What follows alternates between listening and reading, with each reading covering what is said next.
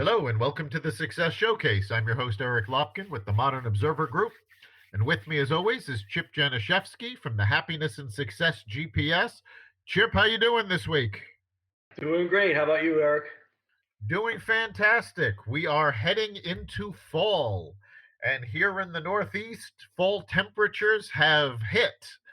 It sure has. We've been down in the upper 30s the last couple of nights. It's been beautiful though, but it's just like it's October. Some of the foliage is turning color, but as normal with New England, it's supposed to be back in the 70s and maybe 80 by Thursday this week. So Well, you know the old saying, if you don't like the weather in New England, wait 15 minutes, it'll change.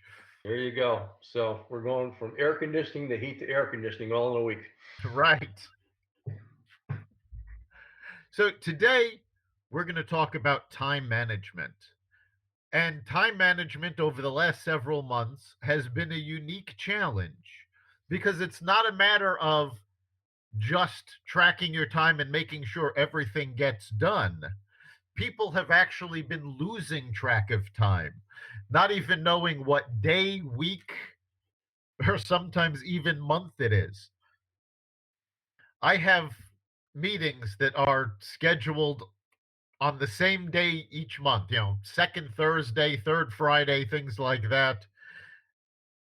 And routinely over the last few months, I have gotten requests for the login information on a meeting, and I've had to tell them, you missed that meeting. It was last week, because people have just lost track of time. So today, we're going to talk about how you can manage your time and tips and tricks to keeping track of it so that it doesn't get away from you.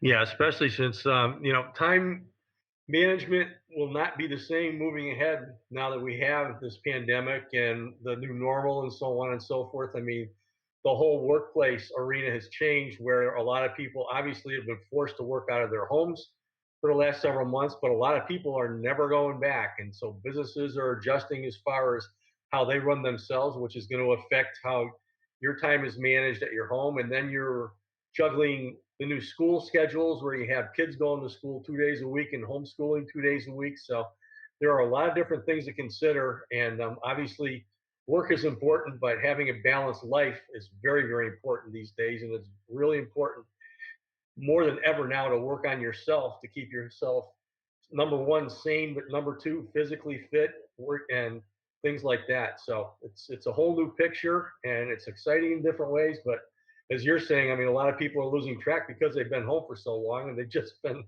kind of staring at things. Yes, they have. And the first tip I'm going to talk about is just using a calendar. Schedule everything, whether it's work related, home related, your school, your kids' school, meetings, getting together with family, whatever it is you have going on, make sure you put it on a calendar. Now, if you're a pen and paper type person, a standard, weekly planner is great, but I recommend using the calendar on your phone. Put the details in there and put notifications on so that your phone becomes an active reminder of what you have to do, where you have to be. When you have regularly scheduled events, that's going to go a long way to helping you track what day it is, when it is, because your phone is going to keep reminding you of everything that you have to get done. So you won't miss an appointment, a phone call that you have to make because you lost track of what week it is. Yeah, obviously, having a central location for everything, especially with the technology that we have today, that's a catch-all, including the reminders, is really so important. So, I mean, I still like having my written system too, which, as you know, I keep everything in an Excel spreadsheet written down, and I have a page for every week that has the days of the week across the top and the times on the left side, and write things in there. But what you're talking about with the reminders and so on and so forth. Paper can't do that. So it's really, really important to have that. And if you have a double check system like I have, again, the message is you got to keep a really, really good calendar. And the better the reminders, the better off you're going to be.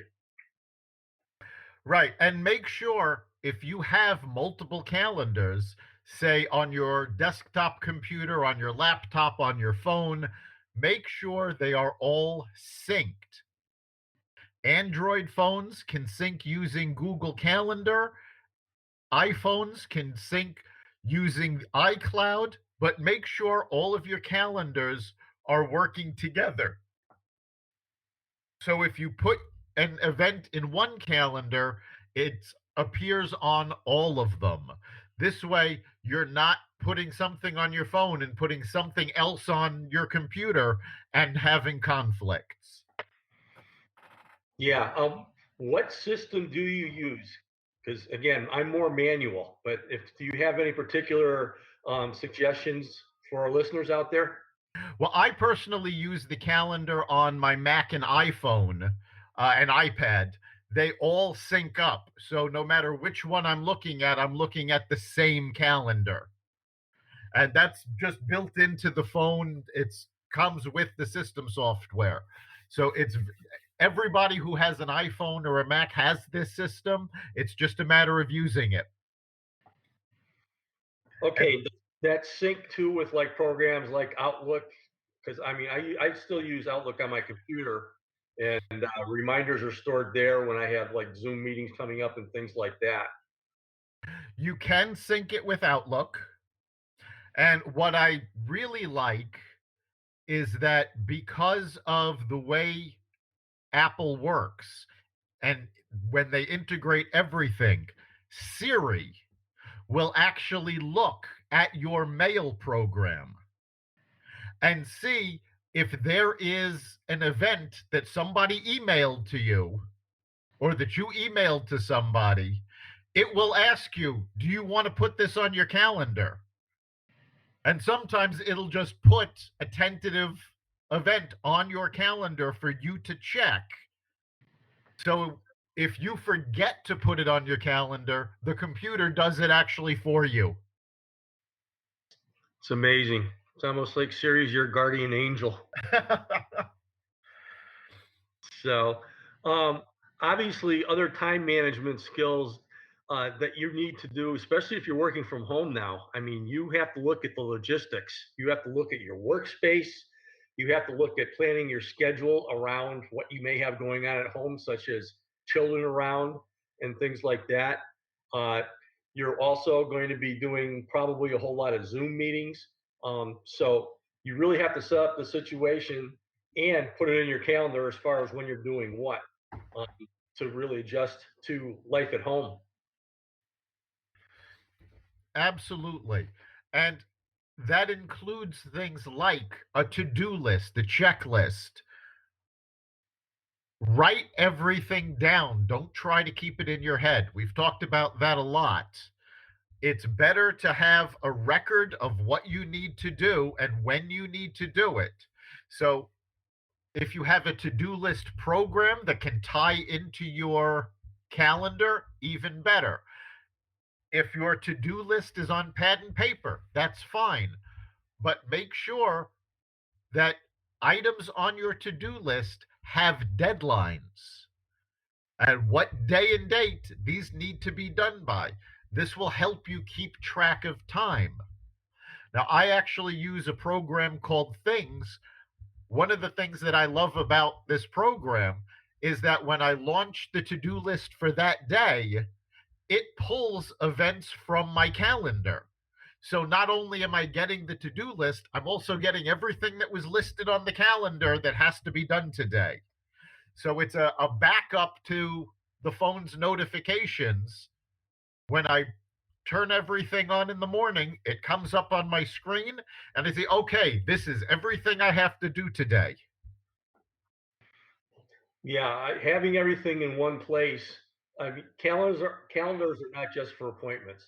Having that to do list, prioritizing, um, that's always been important, and it's never been so. much important as it is right now, especially when you're bound to have some interruptions going on at home. So having everything in one spot is much needed. And if you are not putting your events in your calendar along with your to-do list, it's something you should strongly consider doing. Exactly. And, we're talking about scheduling things. Having been home for months, many people have lost their schedules, their motivation in a lot of cases of getting things done. So you need to put a schedule together to help keep you on track. Now, this doesn't just mean work items or places you need to be or things you have to do. It also includes things like sleep. You need to schedule what time do you get up every morning? What time do you go to sleep every night? And make that a ritual so that you're doing the same thing every morning and getting up, so that you're doing the same thing just before you go to sleep each night and you're falling asleep. Sleep patterns have been completely thrown out of whack by our lack of schedules and being stuck at home. So it's very important that you take control of that and make it a ritual. Yeah, absolutely. And as far as planning your day too, it's not sit down at the desk at 8 o'clock every morning and then leave every day at 4 o'clock. You have to schedule in time for yourself for breaks. It's a great opportunity now that we are at home. If you haven't started a program where you're doing some exercise or getting out and walking every day, start doing that too and put that in your calendar every day. And the bottom line is getting outside and enjoying some fresh air for a half an hour every day, especially before winter comes, is a great way to clear your mind and to stay focused on what you're doing. Right. And, a while back, we discussed the book, The Miracle Morning. This is a great idea for getting yourself going in the morning. Now, the book is geared towards, you get up 5 a.m. and do these things. But given that you're not commuting anymore, or at least most of us aren't, you have that time to play with. So even if you schedule, say, getting up at 7, 7:30, put together that morning ritual like Miracle Morning talks about. That helps you get the blood pumping in the morning and get moving. Yeah, absolutely. From your physical fitness side of things, but also working on your mindset. Because part of this is working on your gratitude journal every day, maybe writing some things. And there's other things that you can do in the morning to really help get yourself in the positive mindset. And that does not include turning on the news. Yeah, keeping a positive mindset gets difficult when you start the day with news. It's not the best thing to do. You want to look forward to your day, to be energized. By the same token, I have found a lot of people, now that they're home, they're doing things in the house that they always said they would do when they were going to, a workplace, but somehow they never got around to. Uh, Going to the gym. Many people have started exercising at home. Get yourself some exercise equipment. It doesn't have to be fancy or even expensive. A couple of dumbbells is all you need. Work out each day, even if it's only for a few minutes. It gets the blood pumping, it gets you going. Meditate. This is a great way to shut out the world, relax, get your mind where it needs to be. But again, make these things rituals that you're doing every day. The more you schedule and the more things you do, repeatedly, the easier it is to keep track of your time so you know what day it is, what week it is, and you're not so isolated. Yeah, and what the miracle morning started out with is it talked about maybe just a half an hour each morning or maybe even less, and talked about maybe a combination of exercising for 10 minutes doing some meditation, doing some scribing in your gratitude journal, things like that. But if you can develop that positive routine to really get you going, it sets the tone for the rest of the day. And that's one of the neat things about the exercise thing. The first thing you said was have a nice glass of water, and then all I do is about 10 minutes every morning just to get the heart pumping. It's not like I'm doing any crazy stuff. And meditation is part of it too, and a couple of other things. And I've been starting my day like that for a long, long time, and it makes a big difference, especially now. Right. And a routine before you go to sleep is just as important as a morning routine. Something that doctors have been recommending for a long time is shut off the screens at least 10 minutes before you're going to sleep, preferably about half an hour. The light that comes from the screens keeps you awake. When you put the screens down, take a few minutes to meditate. Do your evening routine, which could be, washing your face, brushing your teeth. Wind down. Let go of all the stress you've had from the day. But again, the important thing is that this becomes a ritual. So you have this scheduled at the same time every day, and you go to sleep at about the same time every day. Yeah, and This again, will, part of that evening winding down ritual is getting back to the gratitude for what happened today, looking forward to things going on tomorrow. The last thing you need to do is rehash anything negative that's gone on during the day. And that's really, part of living in the present moment. Just what you're appreciating, what you're looking forward to tomorrow, and that's going to help you sleep a whole lot better. right. And, when you're looking for things to be grateful for, I know it gets hard some days because things happen, but you need to be grateful for the simple things. When I was a kid, I read an autobiography written by George Burns, and he described what he did in the morning. And he said the first thing he did was he opened his eyes, and if he could get out of bed, he sang a chorus of Honeysuckle Rose. And then he would go about his morning routine, and he would go to the dining room or the kitchen to eat breakfast. He would pick up the day's paper and he would look at the obituaries. And if he wasn't in them, he would sing another chorus of Honeysuckle Rose. Yeah. It's that sort of thing. You know, we have a tendency to focus on negative. Oh, COVID is terrible. So many people, are going out of business, and so many people are contracting the virus. But you have to be grateful for what you have. The example with George Burns was he was grateful that he was able to get out of bed every morning and he was still alive. Most of us can still do that, and we should be grateful for that. Yeah, and obviously, we talked about turning off the news and the media and so on and so forth. And the reason is because you're peppered with negativity all the time. Where, in fact, we're the voice of awareness here that people are born good, and there's a whole lot of good out there. And if you can become that yourself through your habits and just be grateful for things and show that, other people are going to appreciate that too. And you're going to all of a sudden start being aware of that in other people, even though they don't even see that they have that themselves.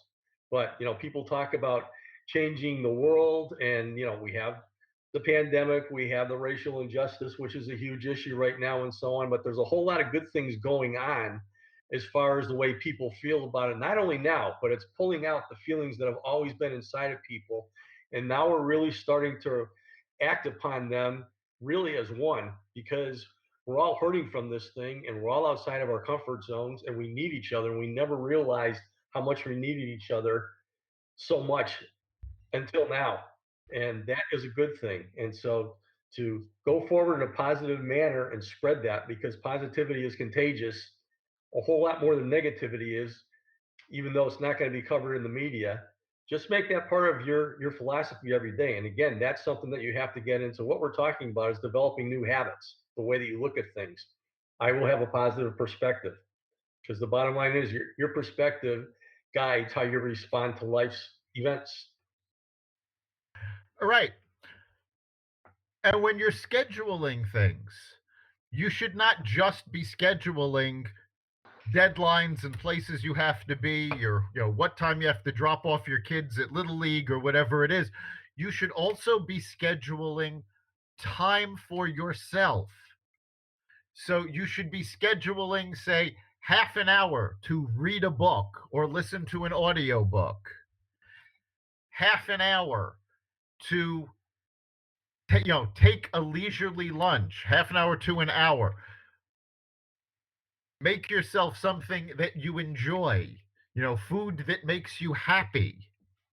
Find things that you can put in your schedule that just make you happy.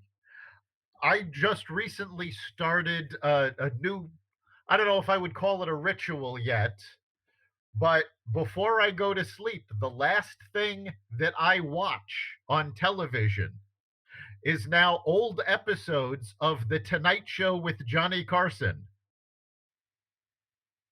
And I'm watching these episodes from the 1970s. And of course he's talking about current events for then, but with the perspective we have now, it puts things in a new light. I found it absolutely hysterical one night. The people were complaining about gas prices because they had hit 65 cents a gallon. Now, let's face it, if we saw 65 cents a gallon, we'd be ecstatic. So that sort of thing helps put things in perspective. They thought everything was terrible then, and they're talking about it, and I'm going, well, in retrospect, that's not that bad. Well, guess what? 30 years from now, people are going to look at this and go, well, in retrospect, there were good things that happened. We were able to come through this. So if we can look at it that way now, we always think, oh, this is terrible. But with some distance, you know what? Things weren't that bad. We were able to get through them. And that's how you can shift your mindset, but schedule time to do this. Oh, absolutely. I love the Carson thing. You're bringing me back to my college days. I used to watch it every single night before I went to bed. And, growing up in the 60s and so on and so forth. And if you're looking back 100 years ago, the influenza pandemic that was here when people didn't know how to deal with it was killing a whole lot more people. Life, since humans have walked the earth, we've had these things that we've had to face. You and I didn't live through World War I and World War II, but we do have parents and grandparents that did. And the bottom line is, you can always look for things that are going well and be happy with that. And obviously, it's good to get in a routine at night to do that. And these days, if you just go to YouTube, you folks who are younger, you would love Carson. If you go to YouTube and just type in Johnny Carson Tonight Show, you too can share in the laughs that Eric and I are talking about. Yeah, you can find it on YouTube, and now a lot of episodes have come on the streaming service Peacock for free. So you can take a look at that. But it's a matter of putting things into perspective. Now, on our sister podcast, Carnivore Radio, we had done an interview with a psychologist, a British psychologist, who grew up with her parents talking about what they went through in England during World War II. Now, you're talking about a time, yeah, economies were terrible, but they were actually being bombed on a nightly basis. And, it came with the British tradition of stiff upper lip. But the fact of the matter is, imagine the Spanish flu. No internet, no Zoom. Many people didn't even have phones at that point. So think about how bad this could have been even 20, 30 years ago, when we didn't have a lot of the telecommunications abilities that we have now. Imagine if you had been going through this during World War II when there was bombings. We always think it's the worst thing that we could ever deal with, but the fact of the matter is there have been a lot worse. So, getting back to time management, managing your stress becomes easier when you manage your time. When you have things to do, when you're keeping active, when you're doing things on a regular basis, this helps you deal with the stress and get through the lost time that we're all feeling. Yeah, the biggest cause of stress is the fear of the unknown. And the more you plan and you manage things and take control of that, that unknown is going to get a back seat because we talk about the present moment all the time. And the worst things that you can do with your present moment is number one, live in the past. Um, as I can't remember who said, but it's like fertilizing weeds or fearing the future, most of which is never, obviously, it hasn't happened yet, and most of which won't happen. So being in the present moment and just enjoying it for what it is, it's so important. And that's what, we talked about mindfulness and meditation, and it's as easy as just taking a pause between an initial reaction and responding to things and just kind of looking out there, taking a deep breath and appreciating what's right in front of you. And there's a whole lot of beauty out there. Absolutely. And whether you're managing your time with a pad and paper, with a paper calendar, or with your computer, your phone, whatever software, whatever operating system you want to do, the key is to put a process in place so that all of this happens automatically, so that you've got something to remind you, oh, you've got to be at such and such a place, or you have such and such a phone call, and schedule phone calls on a regular basis, touching base with people. It can be a business call with a client, it can be a personal call with a friend or family member, but schedule time to contact people. That not only helps keep your schedule going, but it also helps your mindset because you're connecting with other people and you're not dealing with everything alone.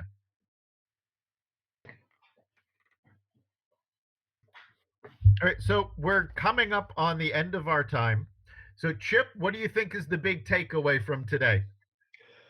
Basically, when it comes to time management, it's taking control. And we talked today about starting the day with a positive routine. That's so important. But taking control by writing down your schedule, by doing planning, which is most important, uh, is a great way of really avoiding stress and getting through this on a day-to-day basis. I mean, the bottom line is the more that you take control, the more everything is right in front of you. Use that calendar that you were talking about so you're getting all the reminders. The more we feel in control, the more comfortable we are. And it's all a function of time management. That's it. If you don't manage your time, time will manage you. And because so much stress is created from a lack of control, getting your schedule under control gives you something to hold on to. So create that process, create those rituals, and schedule everything so that you have control of your day, your week, your month. Once you've got your schedule under control, it's easier to keep track of time, it's easier to keep track of tasks, and it's also so much better for your mindset because you have a modicum of control and you can get everything you need to be done. And something I actually did want to bring up, but we didn't have a chance, is if you're looking for great ways to create schedules that can, keep you going, I highly recommend the book Getting Things Done by David Allen. He has tons of time management tips in there. It's a fantastic read, and most of what he writes, he actually did this pre-technology, so a lot of it depends on pen and paper, and he doesn't recommend any specific software, so there's no big outlay of money to follow what he's talking about. So I recommend you check that out.